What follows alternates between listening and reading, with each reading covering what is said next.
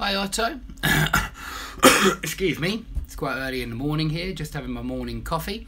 So I'm going to put your feedbacks up, and I'm going to start with feedback number one. I'm doing this live, by the way, but I don't think there's anybody watching us because I put it as a private or unlisted video. So yeah, it's going to be on my channel, but it will just be for us. So in the first lesson we did some various vocab, but I think you'll know most of this. Prevent, I think, is a very simple word for you. I'm sure you know it. Prevent someone from doing something. The family estate is simply the land and property which is owned by that particular family, by the head of that family. So you can use it to refer to all of the premises and the land, the property, everything which the family own. That would be the family estate.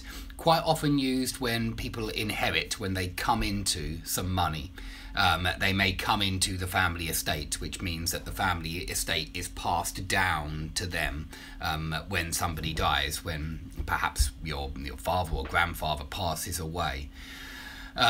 Next word was merciless. I'm sure you know the word mercy. Yeah, have mercy on someone. And so if somebody is merciless, they're cruel. We have the collocation crystal clear. Crystal clear simply means as clear as could be. We also have some other collocations like it's as clear as day. I think people quite often say it's as clear as day. I'll check that one for you, but that's the first one. As clear as mud as well, we often say. As clear as day, we say crystal clear, we say as clear as crystal, and we also say that's as clear as mud. And this would mean the opposite. It means that it's completely unclear. So it's also an expression that's used, as clear as mud, not at all easy to understand, not at all clear. So there are a few different expressions there with clear, as clear as day, as clear as mud, as clear as crystal. Okay, we've got to plug in and to unplug, but you should remember that there are many other phrasal verbs like this. There are, what I mean is where it's in and then un is the opposite. So for example, well, it doesn't have to be in, but for example, do up your shoes, undo your shoes. Tie up your shoes, untie your shoes. Wrap up a present, unwrap a present. So there are many other phrasal verbs where the negative phrasal verb is unwrap, undo, untie, unplug, but where the positive phrasal verb is just verb and preposition. Plug in, do up, wrap up, tie up. There probably are some others, but they're the first four that come to mind. Now we've got some good phrasal verbs for crime. We've got loads of phrasal verbs which mean turn your friend over to the authorities, or maybe turn an enemy over to the authorities. We've got grass someone up, you've got inform on someone, you've got rat on someone, snitch on someone. You can tip the police off, also, and we can say the police received an anonymous tip-off. So it's quite often used as a noun as well, a tip-off. But you can also turn someone in. You could turn yourself in if you go to the police and say, I'm guilty, look, here's the evidence that shows it was me. You can turn yourself in, but somebody can also turn you over to the police, turn you over to the authorities. Okay?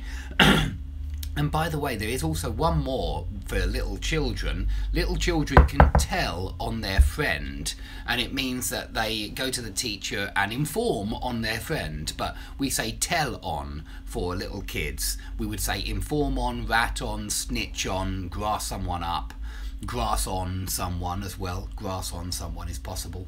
So all of those we would use for criminals, for real crime, true crime. But for kids, we just say tell on someone. We also say telling tales. Okay, a supergrass is somebody who has grassed up a lot of people. They've informed on the authorities about lots of different people. Incomparable means it's not possible to compare. I think that's a very easy one. We've got a charger as well. You charge up your phone. Please remember that when you plug it in, you charge your phone up. So charge up your phone, or charge up batteries. If the batteries are rechargeable batteries, you charge them up and then they discharge. So the opposite here would be discharge. When you're using the battery, they're discharging power through the wires. Okay, we've got extrovert. That's too easy. I'm sure you know that one. We've got a thorough search, a really detailed search, and this thorough is quite common. We often use it as an adverb. I thoroughly enjoyed that party, or it works well with enjoy. I thoroughly enjoyed it. But you can certainly talk about a thorough search, meaning a detailed search, a search where you checked absolutely everything. Okay, we've got the phrasal verb to grow on. This is when you warm to something. I mean, it's when a subject becomes more and more and more appealing to you, or attractive to you, or enjoyable. So I've got to admit, when I've been teaching English now for a long time, and English grammar has grown on me. I have warmed to English grammar. Usually we use warm to for people, but I can say I have warmed to the English grammar. I've warmed to the grammar side of things. It has grown on me, and I can see that it's actually really quite enjoyable to know exactly how the language works. So when something grows on you, it just means you develop more and more positive feelings for that particular topic, whatever it is. But it shows that something has become more and more enjoyable over time. That's the whole point. When something grows on you, it means that slowly but surely you've liked it more and more and more over time. So it's got that gradual increase in how much you like it when something grows on you. Okay, we've got overcome. We very often use overcome for overcome difficulties, overcome problems, overcome maybe a speech impediment, overcome your shyness. If you keep drying up in public when you're trying to speak in public, you might overcome these fears. I have a student at the moment, and we're actually doing a language exchange. I do half an hour with her in English, and she does half an hour in Russian, and she dries up every time. She's terrified of her own voice in English, and so I'm trying to help her to overcome her fears, because I can see that it's a phobia. It's a real barrier that she has in her head. She just refuses to speak completely. And when she speaks, she's actually okay. I mean, the pronunciation's good, the sentence is good. The only reason why sometimes I can't understand her is because she's so shy. And she's got such a little kind of weakness in her voice, a kind of quietness that she doesn't want anybody to hear her. Anyway, I'm sure she will overcome her fears, and she is getting better and better each time. I think her own voice is growing on her, and I hope it is, because we all have to appreciate the sound of our own voice. Otherwise, you know, we won't be able to say anything. It's really important for public speaking, as I'm sure you know. Get the hang of was the next one. If you get the hang of something, it means that you manage to master that particular skill or subject. So if you get the hang of public speaking, it means you manage to master public speaking. You manage to get the hang of this skill. You're able to use this skill. So you might say, I tried skiing last summer, but I couldn't get the hang of it. And it means I couldn't get used to it. It's very similar to get used to, but more about skill. If you couldn't get the hang of skiing, you were rubbish at it. You kept falling over. You kept falling over. You couldn't get down the mountain. You weren't able to get the hang of skiing. But maybe you try and learn another language and you say, oh, I couldn't get the hang of it. It means you weren't able to master this skill. Okay, the last one on the first feedback is take the bull by the horns. It's an idiom, obviously, and it means that you attack a problem head on. You come at a problem, yeah? Approach a problem. You come at a problem head on and ready to deal with it from facing it down, yeah? You're going to face up to this problem and deal with it head on. And that's why we say to take the bull by the horns. So I think you said this in the lesson, that you wanted to take the bull by the horns and deal with CNN, and of course CNN have a lot of interesting expressions and phrasal verbs. So yeah, that's taking the bull by the horns. And obviously you take the bull by the horns when you do this phrasal verb book, because you don't shy away from phrasal verbs, but you attack them head on. You come at them head on. Yeah, so it's good that you don't shy away from phrasal verbs, of course. We use them all the time. You can hear me using them all the time in this quick lesson. Okay, we're going to come on to feedback number 2 now. And first word we have is twang, which is a slight accent in some kind of way. If you can hear an Australian twang in somebody's voice, it means that they have a slight Australian accent. So it's a certain sound in the voice, a twang. But I don't think there's any kind of twang in my voice, but maybe you disagree, maybe you can hear something. I would say that there's a slight American twang in your accent, because you've watched a lot of American TV, and it means that you've taken that particular accent. And I'm not criticising, by the way, please don't think I am. I think it's fantastic, because there's no Brazilian twang at all. And so you sound like a native. People wouldn't guess that you're from a foreign country, which is great, it's what you want, right? But yeah, it comes out, of course, because when you say grass, for example, you would normally say grass. And I've noticed that for a lot of the ah sounds. And of course, it's the same for people in America. People in the north of England as well do the same thing. It's only in the south of England where we do give this grass bath. And so I have a southern English twang, certainly, more than a twang, in fact. It's quite a pronounced accent. Okay, we had the boat next in the CNN documentary or news broadcast, and the boat had overturned, upturned, capsized. This shows how liberal we are with the phrasal verbs. Yeah, overturn and upturn are both possible. So it's both of them can apply for when a ship capsizes. So the ship had overturned in the storm. The upturned vessel was floating as well. Thanks to the buoyancy effect, it hadn't sunk, so there was air trapped in the boat, and it wouldn't go under because it was floating on the surface because of the air. The air is obviously less dense than water, and so it stays at the top. If it were more dense, then it would go to the bottom. Okay, so buoyancy is the effect where something floats. Buoyancy is the ability to float. And we have buoys out at sea, which are the large round things. They're very large for big ships. And I've seen where they manufacture them in England, and it's this big factory in Harwich, not far from me. And they're huge, these buoys. And of course, they've got flashing lights on the top because they're there to help ships find their way. They're there to help navigation, as far as I'm aware. And they're called buoys because they float on the water. So buoyancy is about the ability of floating, and so it's the it opposes the weight. It's the ability of any object to stay on the surface of the water, which is obviously because it's less dense than water. Okay, the hull of the ship is the bottom part, as far as I'm aware. I'm not very good with ships, I must admit, but I believe it's under the deck of the ship, and the hull of the ship is the base, the body of the ship. I'm not sure if it's at the front or at the back or all the way through.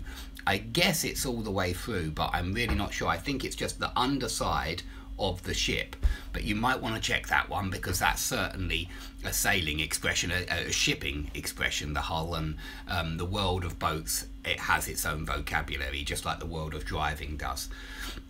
Okay, we've got a good phrasal verb next. To set off. You can set off you can set off a burglar alarm, or you can set off a car alarm. If you set it off, it means you try and sneak into that house. You're trying to creep into the place, and the alarm goes off. Yeah, the alarm goes off because you set it off. So remember, go off and set off. They are different, but very similar.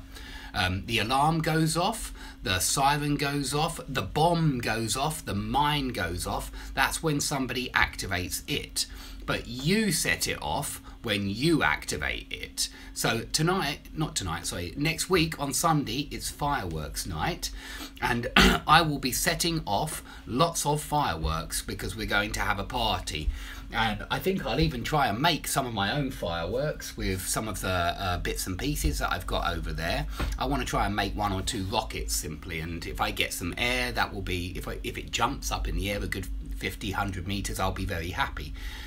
But yeah, I will be setting off fireworks on Sunday. With an alarm clock, you just set an alarm clock, okay? You set off a burglar alarm, but that's when it starts making noise, yeah? You activate the alarm. You set your alarm clock when you put, okay, 7:30 tomorrow set, yeah? That's setting your alarm clock, and it means just preparing it so that you will have the alarm going off tomorrow at 7:30. So the alarm still goes off. We still say the alarm goes off, but it doesn't go off until 7:30 the next day. You have to set it first. Okay, to be long-winded, maybe I'm being a little long-winded with some of these explanations, because long-winded just means that you're talking and talking and talking. You're droning on and on and on. Yeah, it's a bit like drone on, or holding forth. That was the one we heard recently, even though I haven't heard that one quite so often. But when you're long-winded, it means you've got loads of wind in your lungs, and so you're yapping. You're droning on and on and on, waffling on about something or other. And so I'm pretty long-winded with these explanations. And it's because I think you want me to be long-winded. I think you want me to use lots of other words while I'm giving you the explanation or the definition, and it helps you remember other words at the same time. And of course, language is a web, like a spider's web, and it's good when we can make lots of extra connections between extra words, because the more detailed that web is, the more we understand the language. So that's why I've been long-winded in all of these explanations. Next one is withdraw. To withdraw troops from the conflict, to withdraw troops from the front line. Remember, troops can draw back as well. They can certainly draw back. It's a bit like withdraw. In fact, it's very similar. You can also withdraw money from the bank machine, and it will tell you your withdrawals and your deposits. And so they're the two words we use for put money in and take money out. But the phrasal verbs are more common. Yeah, I took out 50 quid from the cash machine rather than I withdrew. Withdrew is fine, but it's very formal. In everyday English, we'd say I took some money out of the cash machine. Okay, next expression, to spring to mind, to occur to me. If something springs to mind, if you say, oh, I've been trying to think of a good present for him at Christmas time, but nothing springs to mind, it means nothing occurred to me.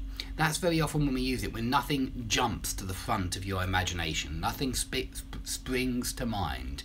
Very good expression, very common, and well worth using anytime. I think it's more often used in the negative, when you say nothing sprang to mind. Yeah, I tried to think of something, but nothing would spring to mind. I mixed up somebody's name recently, and when I first saw him I thought, oh, what's his name, and nothing would spring to mind. Yeah, his name wouldn't spring to mind for some reason. Okay, the next one is strangle or throttle. It literally means to stop someone from breathing by applying pressure to the neck or the throat. So you might say, I was so angry I could throttle him. I could have throttled him, even better. I was so angry I could have throttled him. I could have strangled him. Yeah, that's much better. Sorry, the first one's not right. But I could have throttled him. To some degree means to some extent. We very often say to some extent as well. So if you say something like, how would we use this?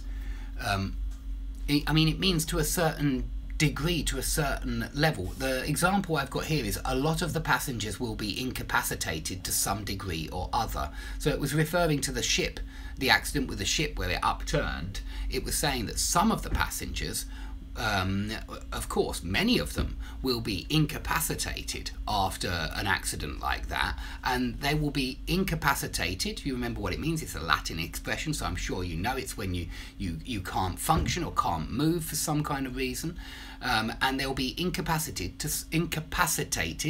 to some degree or other. So maybe completely incapacitated where they can't move at all, or maybe semi-incapacitated where they can crawl, or maybe just a little incapacitated where they've hurt one eye, but that's it. So there are many different degrees of incapacity. And when you say to some degree or other, or to some extent, you're just saying it could be a little bit, it could be a lot, but it's a matter of degree, it's a matter of quantity.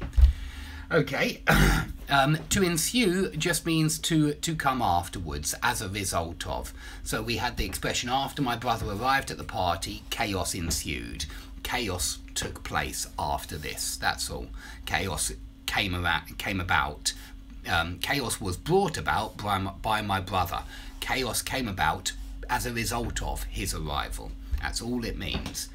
Okay, we're going to hold it there for a moment. I'm going to do another 40 minutes a bit later when I've got a bit more time. But I hope that's helped you for the first two feedbacks. We'll carry on and do some more very soon. Speak soon.